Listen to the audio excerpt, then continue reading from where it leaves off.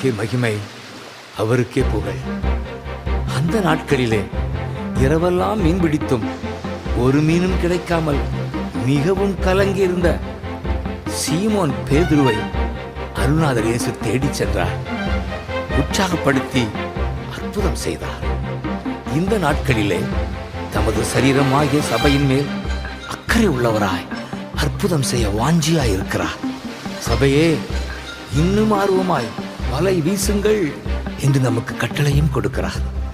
ஆகவே ஒரு மனமாய் உற்சாகமாய் வலைகள் வீசுவோம். ஊரங்கும் நாடெங்கும் நற்செய்தி சொல்லுவோம். வலைகள் கிழியத்தக்க, படவுகள் அமிழத்தக்க, கூட்டாளிக்கு கொடுக்கத்தக்க ஏராளமான மீன்கள் காண்போம். சபைகள் பெருகட்டும், ஆத்துமாக்கள் அதிகமாகட்டும், அற்புதங்கள் நடக்கட்டும். ஆமென், ஆமென், ஆமென்.